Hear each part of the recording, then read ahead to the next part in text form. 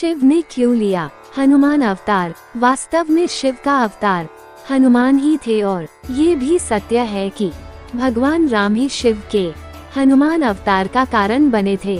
रामायण में बताया गया है कि एक बार भगवान शिव की भी इच्छा हुई कि पृथ्वीलोक चलकर भगवान राम के दर्शन किए जाएं। उस समय भगवान राम जी की आयु लगभग 5 वर्ष के आसपास रही होगी। भगवान शिव के सामने समस्या ये थी कि वो अपने असली रूप में जा नहीं सकते थे। ऐसे में एक दिन शिव ने माता पार्वती से कहा, जानती हो पार्वती, मेरे राम ने पृथ्वी पर जन्म लिया है और उनके दर्शन की सेवा का मन हुआ है।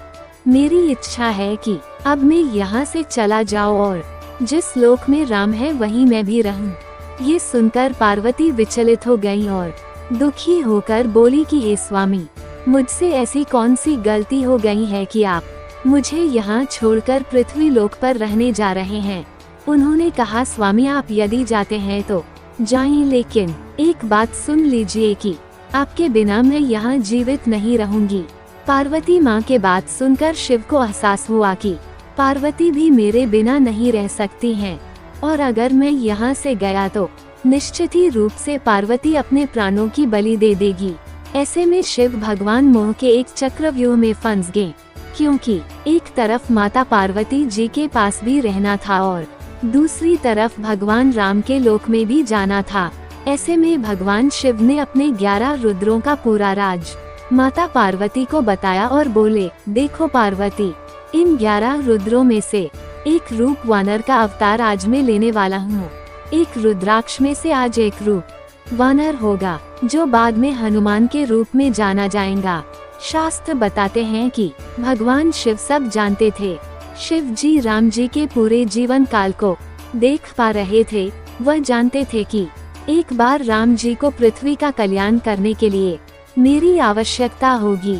शिव को ये भी पता था कि कलयुग में न मैं नजर आऊंगा और न ही राम, तब कोई अवतार भी धरती पर नहीं होगा।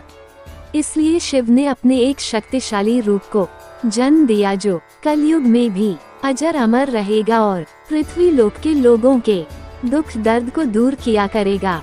इसलिए आज भी भक्त लोग हनुमान जी के दर्शन साक्षात कर लेते हैं।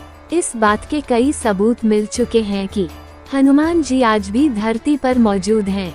ओम राम रामाय नमः। तो दोस्तों, आपको हमारी ये जानकारी कैसी लगी?